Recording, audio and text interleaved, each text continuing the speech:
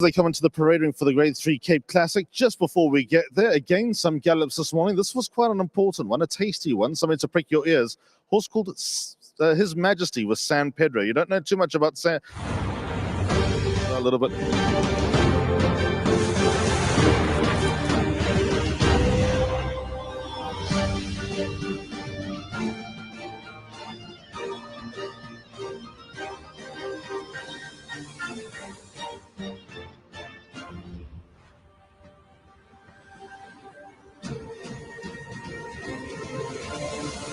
Broadcasting live from the Capital OTB studios, this is Racing Across America with Seth Merrow.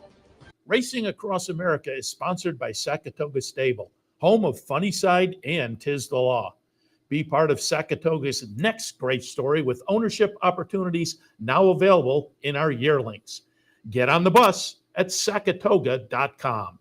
We'd like to thank Woodbine for their sponsorship of this program and some of the other programming and events here at Capital OTB. Woodbine open now through December, featuring great racing, including the King's Plate coming up in August, Turf Champions Day with the Woodbine Mile in September, and much, much more. Woodbine Racing, great racing north of the border.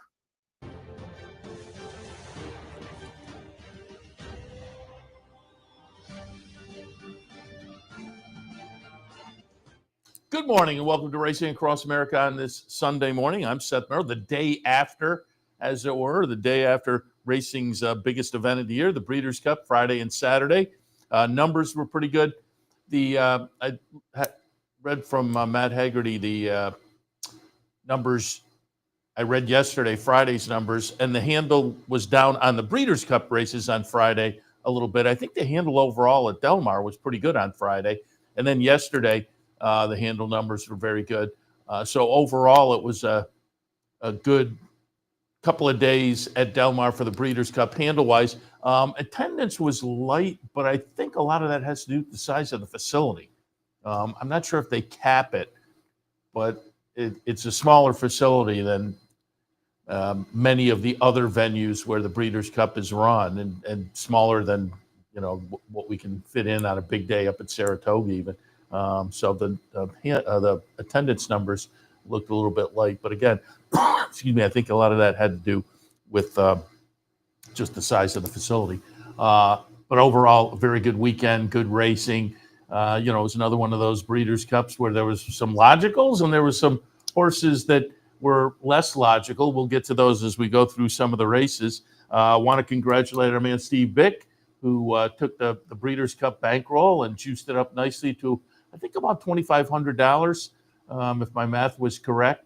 So everybody on the bankroll team winds up with about $125 each, free money, courtesy of Capital OTB and Mr. Bick on a good weekend. He was really plugging along. Had a nice day Saturday, had a nice day Friday, and then repeated the performance on Saturday as well, hitting some nice wagers along the way that just kept juicing the total up, and had some near misses as well that would have made it even better. But it was a nice weekend for the bankroll and for everybody on the bankroll team. So if you were on the team, congratulations to Steve Bick as well for a nice weekend.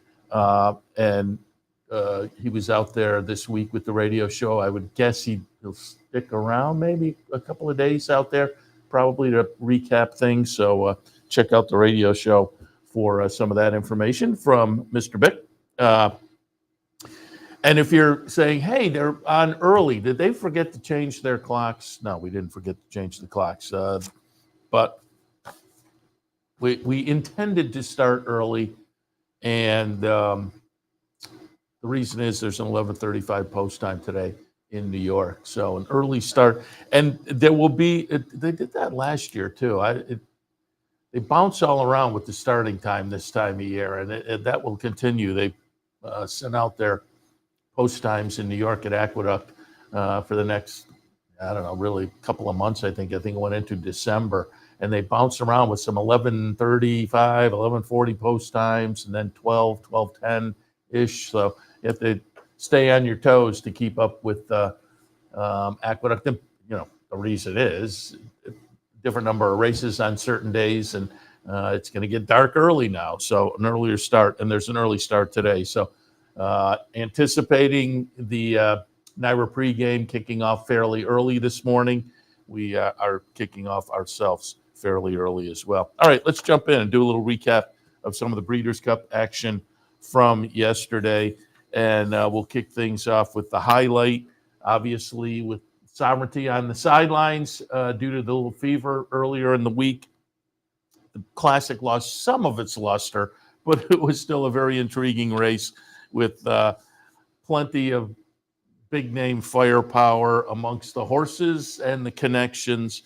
Going off as the favorite was Fierceness at 3-1. So if you like Fierceness, you got a nice little price there at 3-1. Second choice was Forever Young, slightly the second choice. The third choice was Sierra Leone, and the fourth choice was Journalism. So the logical is kind of in there. Mind Frame was the horse that a lot of people were, including me. I'm not sure. You got 7-1 on Mind Frame. You got 7-1 on Baeza. I thought Antiquarian was a little bit interesting, and you got 17-1 there.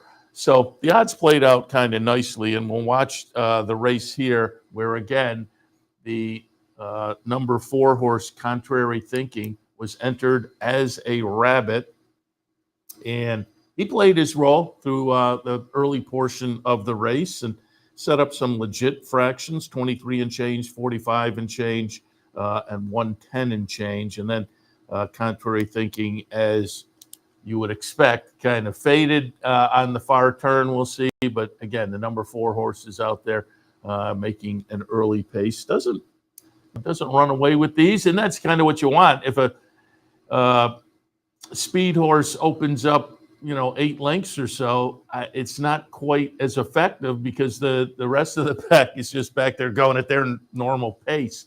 But he sets a pace, and they're right there. So, excuse me, he's doing his job. I like Sierra Leone. I had Sovereignty on top. I scratched into Sierra Leone. Sierra Leone's the number 7 horse. And you can see on the track, the way this track was playing over the last couple of days, Sierra Leone was up against it a little bit, but he starts to kind of edge closer. Again, Sierra Leone, the number 7 horse. And I think he ran a bang-up race. We'll see it as they come into the stretch. Number 5 is Forever Young, the eventual winner. And he's right there. So as the pace setter starts to fade, he's going to be right in the thick of things along with number 8, Mind Frame. Mind Frame is going to fade back and wind up running 5th in the field. But Forever Young goes on, and you can see Sierra Leone starting to go. But watch as they turn for home. Sierra Leone is going to be about 5 wide in here. In the meantime, Forever Young gets the jump. And Forever Young right here pushes on to the lead. And Sierra Leone is out there, as I say, 5 wide and coming. But it's going to be a little bit too late. I thought Sierra Leone ran great. Again, he was my top pick. And here you think maybe he's going to get, he's not going to get there. And he winds up about half a length short. Fierceness runs 3rd in there. So the top 3, the expected top 3 with regards to the betting, you got $9 for Forever Young. Sierra Leone runs 2nd. Your exacta there, pretty good, $34 for the exacta for a couple dollars. And then Fierceness runs 3rd. There were some Eclipse Awards certainly settled over the weekend.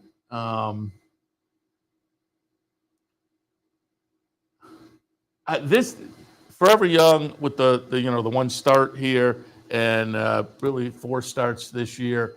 I'm not sure what you're looking at there. Point being, I wonder if Sovereignty gets Horse of the Year off his 3-year-old campaign. He came into this with a pretty strong grasp on the 3-year-old Eclipse. Now, if Journalism had won yesterday, maybe you wind up looking at Journalism as a contender. But I think given the way things played out, Sovereignty's shoe-in for 3-year-old. But does he sit on perhaps Horse of the Year as well? It'd be interesting to hear some of the conversation over the next few days. I think there's a case to be made there, certainly. Again, the biggest race of the year, and Forever Young gets it done and looks good doing it. But one start in North America and really limited starts kind of all year long. And had run third in the Dubai World Cup behind Hit Show, did Forever Young. So, again, the Eclipse, the Horse of the Year Eclipse now conversation, I guess, becomes kind of interesting, but I would think Sovereignty is potentially sitting out there in good shape for at least strong consideration after the results yesterday. Again, it was Forever Young, Sierra Leone Fierceness, Journalism, fourth in their mind frame, fifth, Baeza, sixth. Antiquarian, who again I thought was interesting, wind up, that was a disappointing eighth from Antiquarian after a summer, a summer where he was fairly solid. All right, let's take a look at some of the other Breeders' Cup action from the day yesterday. And now we'll kind of work our way back from the end of the day because there were three Breeders' Cup races after the Classic. The day wound up with the Breeders' Cup Filly and Mare Turf. Favorite in there was Cinderella's Dream. I like the Cherie DeVoe runner. She Feels Pretty, who was coming out of a victory up in Woodbine in the E.P. Taylor in the middle of August. So had been on the sidelines a while, but hard to knock her career. Came into yesterday, 12 starts, 8 wins, couple of seconds, couple of thirds. And as I say, Cinderella's Dream, the Charlie Appleby runner, was the favorite, but She Feels Pretty was the second choice at 3-1. She Feels Pretty is in the lead here, and you kind of feel like it's hers, but coming up late and just grinding her down in the last few strides. Gazora getting it done, the number 5 horse at 9-1. She Feels Pretty second. Diamond Rain runs third in there. And again, as I say, I like She Feels Pretty. I was a little concerned about the outside post position, the 13, but she looked good turning for home. They turned it into the stretch, and she opened up a little bit, and I thought She Feels Pretty has it in here. But it was a nice late run from the Euro Invader, Gazora, who was coming out of a 13th place finish in the ARC. And those ARC runners, you heard conversation about it yesterday around social media, that you always feel like this is maybe the second choice, given the placement on the calendar and whatnot for the ARC and the importance of the ARC. The folks, that they're aiming for that one, and then they come out of it in good fashion, or they come out of it like this one, maybe not having run so well, and think, let's take a shot at the Breeders' Cup. So you're always a little iffy on those ARC runners, but Gazora gets it done in there. And again, at 9-1, you got $20.20. She'd come in 3-year-old filly, so that's notable as well. Steps in against older, but obviously she'd done that in the ARC before, and the was in a Group 1 in a early September race, also over in France, and run a good second against older. But she had come in 9 starts, 4 wins, a second and a third. So she had a very good career, certainly. And that as a 3-year-old, they took the shot at the ARC, was notable. But again, had run kind of up the track. Turned that around yesterday, though, with a nice late run, running down She Feels Pretty. John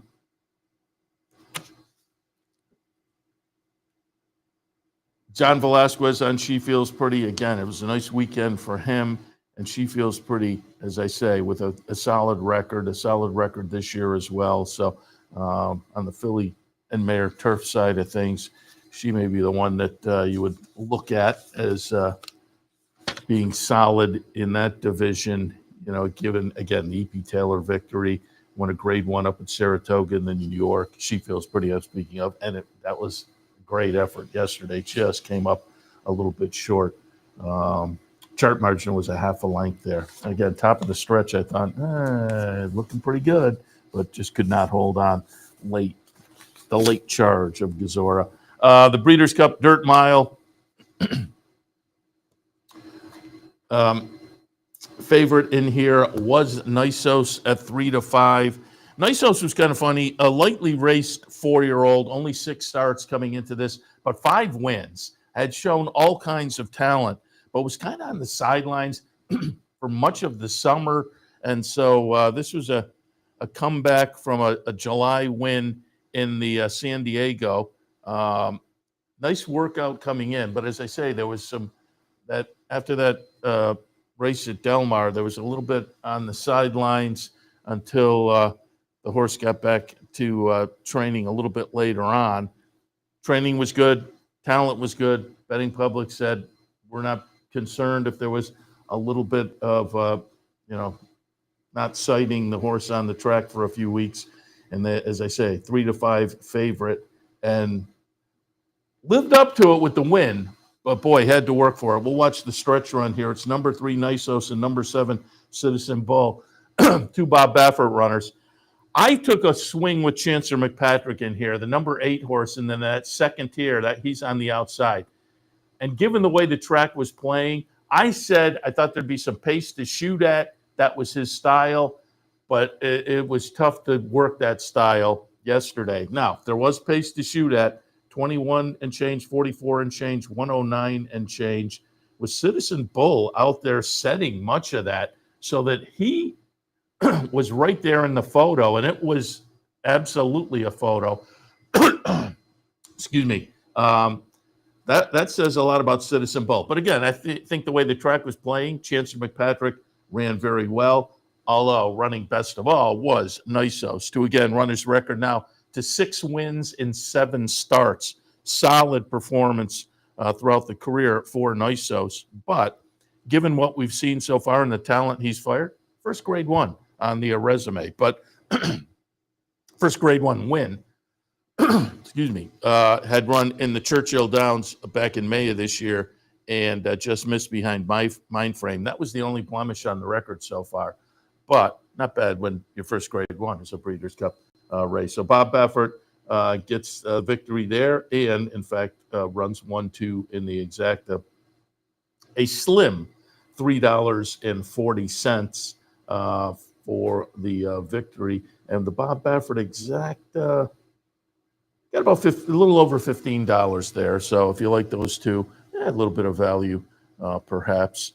And again, Chancer McPatrick, I thought the third was okay after a 3-year-old season that didn't quite live up to the promise of the 2-year-old season. But the third place finish to wind out the year in the Breeders' Cup Dirt Mile, I thought that was okay, an okay way to finish. And again, the way the track was playing, he was up against it a little bit, certainly. In the Breeders' Cup Mile, Grade 1 event, a couple of $1 million up for grabs. We just saw the Dirt Mile. This is the Mile, which is on turf. And in here, the favorite was Notable Speech. I like Notable Speech. We were up at Woodbine that weekend, just shortly after the Saratoga season, to watch Notable Speech win the Woodbine Mile. I had did a quick post-race interview with the Charlie Appleby assistant who was there with Notable Speech, and they said, we're on to the Breeders' Cup, but we'll go back home to the UK and then come back. That was the game plan, and the Charlie Appleby runner comes back and looks very good in the Breeders' Cup Mile as the favorite. 5-2 favorite. Formidable Man is going to run second at 18-1. The Lion and Winner runs third, but it is number 2, Notable Speech. This is a nice ride. Comes up the rail and just kind of cruises away. The chart margin winds up to be a length and a half, but it was a nice performance there, certainly for Notable Speech. And I will say, probably comes in the conversation for Turf Mail. With the Woodbine Mile and the Breeders' Cup Mile, I would think he would be a legit contender in that category. Off a couple, the mile distance may not be what people are traditionally looking for their Turf Eclipse winner, but a couple of nice performances certainly, and I think he has to bang into the conversation anyway. So again, a nice performance yesterday by Notable Speech as the favorite, but you got $7 and change there, so a favorite that offered certainly a little bit of value. Formidable Man ran second, and that was a nice performance as well for the Mike McCarthy trainee, who went off at 18-1 and was coming in off a couple of Delmar Stakes victories. John Velasquez was on board. So that was a horse that you certainly could have tossed in at 18-1 into your mix a little bit. And if you did, you wound up with a $120 exacta. So the favorite over, again, a horse coming in good form, based out there, a couple of stakes wins in Southern California. Formidable Man kind of lives up to his name and runs a good second. Again, completing a solid $120 exacta in there. Just want to pull up some info here. And we will look at one more before we go to a break. Breeders' Cup Turf. Again, two really nice days of racing. And as I say, some Eclipse Awards determined, some not. And I pointed to Notable Speech as possibly being firmly in the conversation for Turf Male. And normally you would look at the BC Turf, the Breeders' Cup Turf, and think, oh, who's coming out of that will be a contender? I'm not sure this year we have the contender. This is amazing. We're going to watch the stretch run here. Rebels Romance, who I liked, again, the one horse who went off as a second choice. The favorite was Mini Hawk. Mini Hawk was coming out of a close-up second in the arc. Mini Hawk kind of disappoints and runs sixth. Mini Hawk, the number 8, was right in the mix, but fades. Rebels Romance is the one, but moving on there late, past Rebels Romance, the close-up second choice, Rebel Romance was 2-1. 27-1, Ethical Diamond. Makes it look easy. And I was laughing at the beginning because I was sitting out in the front of the clubhouse yesterday, and folks after the race were saying, this is a former jump horse. And I said, no, I don't think so. I think these were just cheaper races the horses were coming out of, compared to what we think of with group racing. A little bit cheaper than that. And then the more I looked, you go down and, yeah, sure enough, hurdle. Trained by Willie Mullins, who is, I'm a fan of Jonathan Shepard, and Jonathan Shepard here was kind of the dean of steeplechase racing for a long time. Willie Mullins over in Europe is really that. He's the trainer of, steeplechase runners of note over there. And he had this one, again, coming out of some flat races that were a little bit cheaper than we think of for these kind of events, but had run and won some steeplechase races over there. It's mind-boggling. So comes over and faces a solid field, Rebels Romance, Goliath, Mini Hawk in here, El Cordobas, redistricting from Chad. Solid field, Gold Phoenix, and kind of toys with them at the end. The chart margin, again, a length and a quarter. Rebels Romance second, El Cordobas third, Amalak, who a lot of people thought was interesting, ran fourth.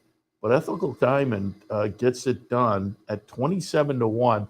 Took some money late, too. A lot of people noted this one fairly late in the betting was around 50-1 and got hammered a little bit to get down to 27-1. A lot of people, given the circumstances, said, I think you got taken at 27-1. This horse, 30-1 on the morning line, and maybe that was short, given that, how many... I mean, this horse could come up to Saratoga next year and win a Grade 1, the Jonathan Shepard. You think, sword dancer for them. Maybe he goes in the Shepard. Who knows? The former hurdler.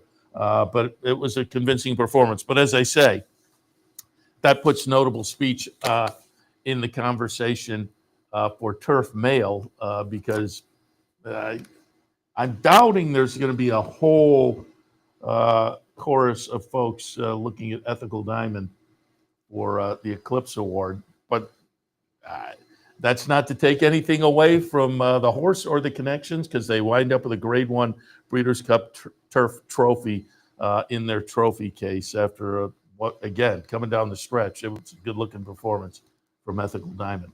All right, we'll take a break. When we come back, we'll look at some more Breeders' Cup action and continue on this Sunday morning. Again, we're a little early today because it's an early post time in New York, 11:35. So I would expect their pregame to kind of kick off between 10 and 10:30, probably, if I'm taking a guess. So we'll try to wrap up, before 10 this morning, so that we can check out the New York pregame. But in the meantime, we'll take a break, come back, more Breeders' Cup action right after this. Stay tuned.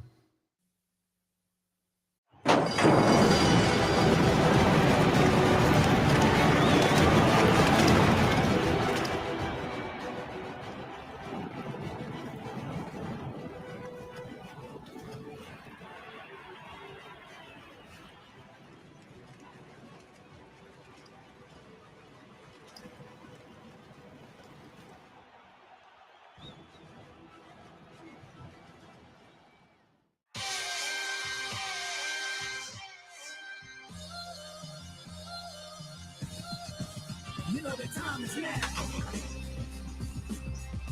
What you waiting for? The time is now. Here it's knocking at the door. The time is now. Do you want to give them more when the time is now? You've seen the best now. You want the best when the time is now.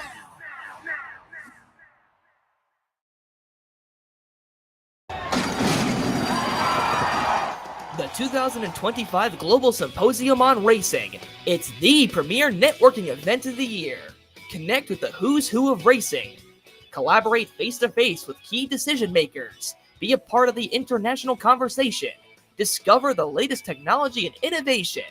Join us December 8th through 10th. Register at racingsymposium.com.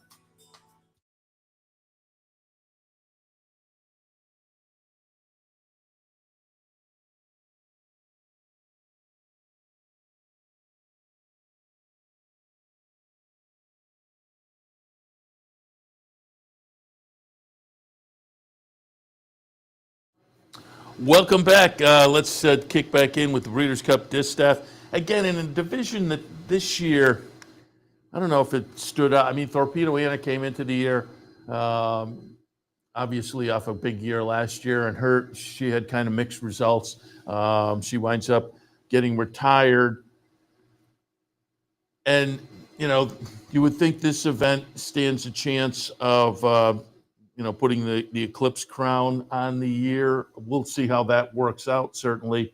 But, I think coming out of it, there's the potential, but we'll see. Favorite coming in, and I like Seismic Beauty, the number 8 horse from Bob Baffert, came in off a couple of nice wins in Southern California, really a string of 3 wins, but the last 2 were stakes races, including the Clement Hirsch out at Delmar early August, and that was with a 110 buyer. So Seismic Beauty goes off as the 6-5 favorite. Winds up 11th in the field of 12, and it was eased and walked off along with Jin Jin. They both kind of tossed in clunkers there. I had Seismic Beauty on top. I had Nitrogen second, Scylla third. Scylla and Nitrogen are going to come down the stretch here and be the one. Scylla is clearly, she kind of took them all the way around. And again, the way the track was playing, she played it beautifully under Junior Alvarado. Scylla winds up chart margins 5.5. But Nitrogen, the number 1 horse, winds up second by half a length over Regal, the number 13. But boy, this is some performance. Now, is it an Eclipse performance? I don't know, because she was 0 for 5 earlier this year. She'd run very well in stakes, third in the Spinster, second in the Ballerina, third in the Honorable Miss, second in the Better Roses.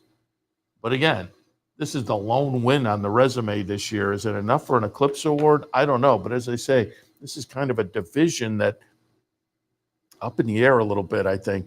But all of that said, really big performance from Scylla, who had been working up at Saratoga until the end of September. then had to work at Churchill, and then out to Delmar and put in a nice bullet work coming in. And that bullet work may have touted this one as being absolutely on her toes. It was a nice bullet, 46 and change out of Delmar back on the 27th. So again, that was a pretty quick turnaround from that work, and just lived up to it because, again, she took control early and took them all the way around and pulled away in the stretch in 148 and change. And I did not see the buyers. I was looking this morning, and I may have overlooked, but I haven't seen the buyer figures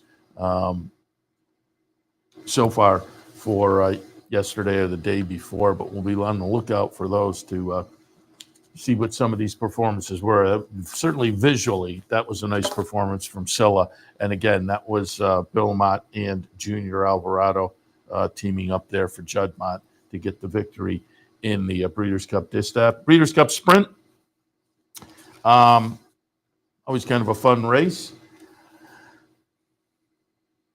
When I was handicapping the race, the seminar and whatnot, Ben Tornado was clearly going to take a lot of action. But I had a question mark. I mean, laid off from running second in this race last year until September 13th, and then did have a huge comeback victory at Churchill with a 108 buyer. Jose D'Angelo, a guy we've had on the show up at Saratoga, up and comer, I think, in the training ranks is fair to say.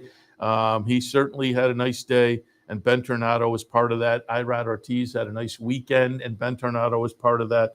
Ben Tornado does go off at 8-5.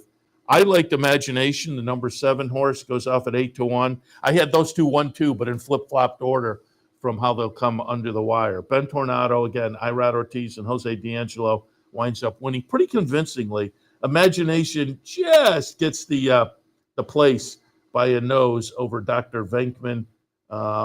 And again, I thought it was an okay performance from Imagination. You can see he's just going to hold on, Imagination, over an oncoming Dr. Venkman. But again, neither one of them were a challenge for the winner, Ben Tornado. And again, this makes the Eclipse very interesting in this category because Ben Tornado now 2 wins, but only 2 starts this year. And as an Eclipse voter, you reward 2 starts. And then you ask, what's the alternative? Well, the alternative is Bookham Dano. But then you make the case, why wasn't he here? So this will be an interesting category this year for the voters because that was a very good performance off of performance to start the year. As I say, mid-September, that was very, very good. And so he put together 2 solid performances, but it's 2. And as they say, do you reward that on the Eclipse side? Or you look more at what Bookham Dano did, who also questionable, skipping the race. And so, as I say, it's going to be an interesting category on the sprint side of things. But it was again, an absolutely phenomenal performance to win for Ben Tornado, who, again, puts a couple together to go 2 for. It's only 2 for 2, but if one of the 2 is the Breeders' Cup, I mean, as I say, it's maybe a dilemma for Eclipse voters, but it's pretty good if you own the horse. So it was a nice performance yesterday by Ben Tornado. The Breeders' Cup Turf Sprint. This is one I did not see, but it's one of those that certainly not a shock. This was a talented runner, and it's also Jose D'Angelo, as I said, a big weekend for him, and Irad Ortiz. He was on board as well. It's She's So Spicy. And to me, it was I didn't use the horse. Went off at 5-1, so the betting public was right there.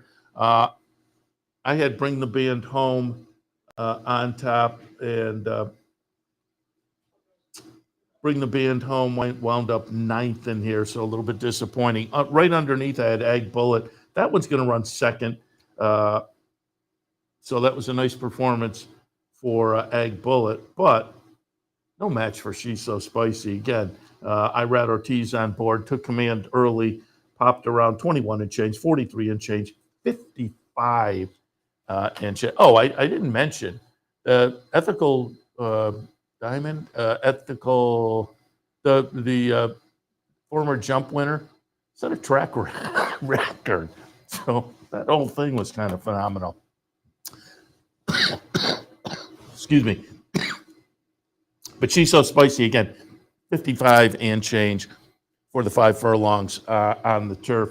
$12 and change. As I say, took a little action. 5 to 1 in a field of 12. You're getting a little bit. Favorite in there was Motorious at 7 to 2. That one winds up 5th. So again, it was a day where the weekend, there were some logical players. Ted Noffey, we'll see that in a minute too. Ted Noffey at a short price. Couple of short prices on satellite, logicals. And then you had horses like this, who you certainly could have made a case for if you look down the past performances. There were others, I said I didn't use that one because there were others I thought were more interesting. But it was playable, and you wound up with $12 and change. So it was a nice weekend as far as, the mix of prices that gave everybody an opportunity to have a little bit of fun, perhaps, on the 2 days. Started the Breeders' Cup action out yesterday with the Breeders' Cup Filly and Mare Sprint.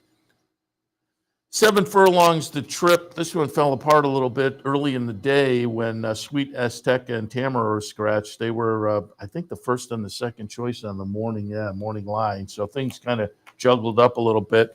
Splendora was a horse I hadn't originally used. After the scratches, I pulled Splendora in. I had scratched into Richie and Hope Road. And favorite was, in fact, Hope Road at just a little over even money. Vava, interesting for folks at West Point Company and Cherie DeVoe, whose season this year was okay. I don't think it lived up to what we might have anticipated coming in. But Vava runs great to be a nice second in here. Behind Splendora, Bob Baffert, Flavian Prat. Splendora is the number 2 horse who closes nicely to win. The chart margin will be just a little under 5 lengths. And here we go. Again, Splendora is the number 2 horse. Vava is the number 3. And as I say, it's a nice run for Vava. They get up to be a clear second. She'll be a length and a quarter in front of the favorite, Hope Road. But Splendora, again, Bob Baffert with a nice weekend. Starting the day off yesterday with the Filly and Mare Sprint, getting it done there. Splendora had come in with a solid record, 8 exacta finishes in 9 starts. Now puts a Breeders' Cup victory on the resume as well. So fairly lightly raced 4-year-old for Baffert. Again, came in with only 9 starts, but now 10 starts, 5 wins, including a Breeders' Cup. So a nice win there for the Connections. And as noted, I wanted to go back and at least show one from Friday because this one just sealed up an eclipse as well. We are going to watch the Breeders' Cup Juvenile here and see Ted Noffey get it done. Again, going back to Friday, Ted Noffey had come in with just a solid record prior, and follows that up with the victory on Friday. I'm just looking at my notes here. Chart margin is going to be a length.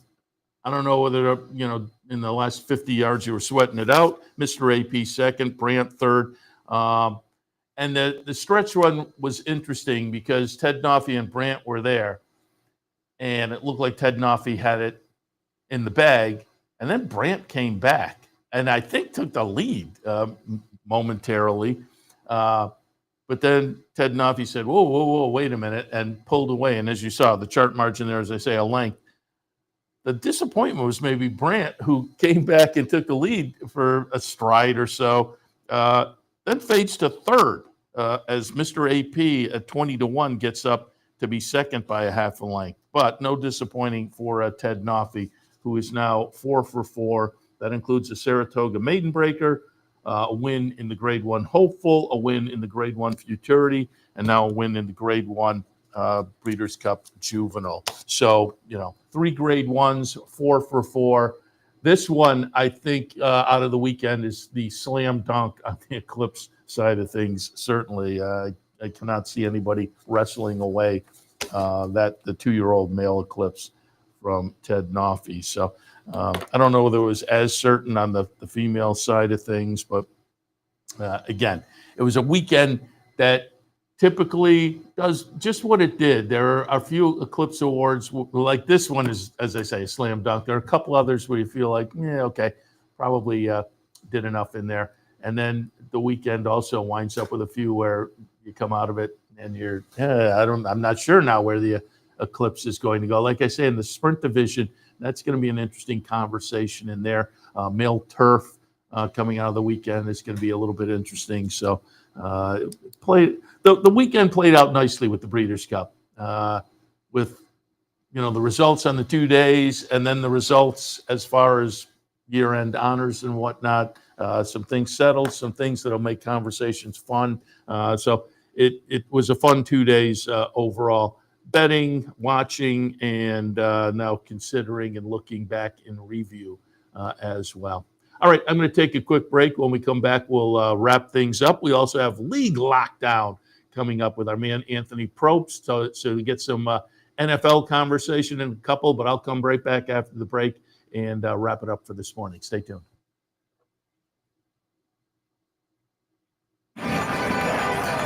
Want to get your career in horse racing off to a fast start? Well, the University of Arizona's Racetrack Industry Program is your winning ticket. The Racetrack Industry Program has served as a springboard to some of the industry's most successful individuals, with a proven track record of job placement right out of college.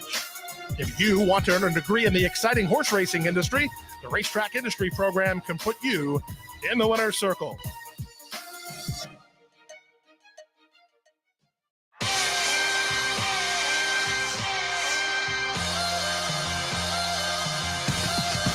You know the time is now. What you waiting for? The time is now. Hear us knocking at the door. The time is now. Do you want to give them more when the time is now? You've seen the best now. You want the best when the time is now.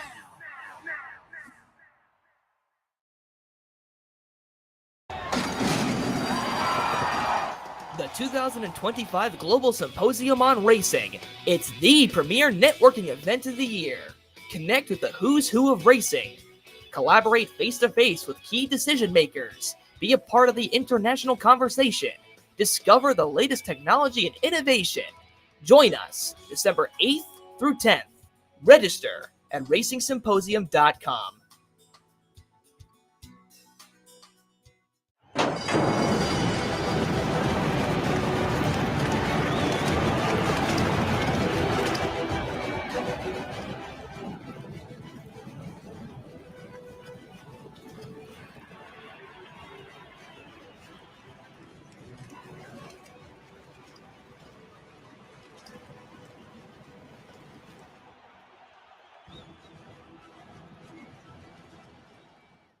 Welcome back. Let me just set you up here a little bit for the afternoon before we wrap it up. I mentioned it already a few times. Belmont will kick off at 11:35, so I would expect the pregame show to be within the next half hour or so. So we'll wrap things up here early. But it's a nice card at Belmont at the Big A. There are a number of stakes today, including the kickoff. Don't tune in late. 11:35, race number 1's to turn back the alarm. Now it is a short field of 5 in here, but standout sensation does look to stand out a little bit for Tommy Amos. Also on the card today, the Red Smith, 1 3/8 on the grass, grade 2 runners. Desvio is in here, who was the 34-1 $70 winner for John Velasquez down at Keeneland at that meet where he just had an incredible run, which included this $70 winner. But that one comes back in here. I think Cagino for Shug and West Point and Company is probably the one to beat. Limited Liability, another Shug horse, also looks to be a player, but the Red Smith will be race 7 a little bit later on. The Bold Ruler, grade 3 for sprinters. Subrogate is the direction I'm going to go in there at a little bit of a price coming out of a stakes win in the DeFrancis. Early summer down at Laurel, but comes in with a couple of workouts that says probably still on his toes. So again, nice stake section today down at Belmont at the Big A. Speaking of which, I think it is probably closing weekend now. It will just become A, not Belmont at the Big A. It will become the Big A. I think it's either this week or next week. Things wrap up as far as the named portion of the meet. But again, we kick off today 11:35, so keep that in mind. It's an early post, New York, kicking off, as I say, with a stakes race. All right, once again, want to congratulate Steve Bick on his performance with the Breeders' Cup Bankroll, and congratulate everybody who was on the Bankroll team. Mr. Bick with over $2,500 in winnings over the 2 days. And as I say, started things off with a couple of nice hits. First 2 races, Breeders' Cup races on Friday, and he just kept it going, kind of chunking nice hits throughout the weekend to add up a nice total. So everybody on the team winds up with over $120 each, free money, courtesy of Capital OTB. That's why we run the bankroll promotion, so everybody can walk away with a big smile on their face, and that's certainly the case for the Breeders' Cup Bankroll this weekend. So again, congratulations there. Don't forget, you can always come down and watch some football action on Sundays here at the Clubhouse Racebook. You go over into our food vendor, Black Bear, and grab a little lunch, watch the football, play the horses, win some prizes, have fun. Sundays here at the Clubhouse Racebook, 711 Central Avenue in Albany. And I'll wrap it up here and send it to a break.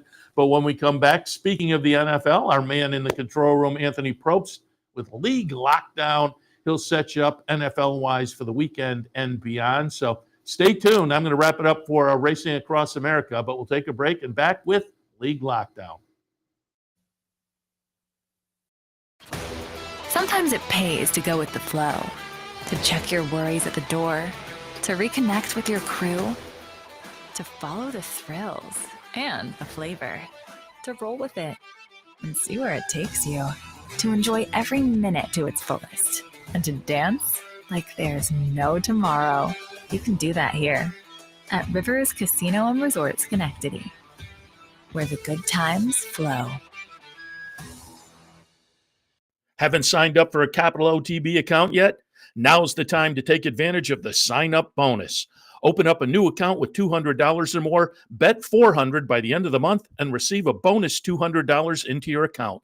Plus, you can take advantage of everything an OTB account has to offer. Wagering from any device, live streaming, racing info, past performances, online promotions, and more. Sign up today and take advantage of the new account bonus.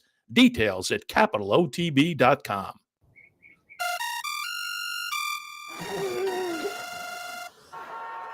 Come on. I want sales reports on my desk by Monday. Whoops. My bad. Love racing? RTN brings you every live simulcast on your home television, plus live video streaming and race replays on your PC and mobile devices. To order, visit rtn.tv. RTN, a breed apart. Hello, ladies and gentlemen. Welcome back to League Lockdown, brought to you by Capital OTB. I'm Anthony Propst, and I'm going to be previewing every NFL game we got going on today. But first, we have to look back at that spectacular, amazing, phenomenal Thursday night football game between the Baltimore Ravens and the Miami Dolphins with a 28-6 Lamar Jackson MVP return with 4 TDs, 204 passing yards, 18 for 23 with no picks. Let's talk about that. After 3 weeks and a bye away, a full month, Lamar Jackson came back, fired on all cylinders, and in Thursday night primetime spectacularly fashion, triumphed the Miami Dolphins. But now, let's look ahead to this Sunday games we got going on this weekend, starting with the 1 o'clock game, the 49ers and Giants. That one, Mac Jones will be making his start yet again for the 49ers, but Brock Purdy is another step closer to returning.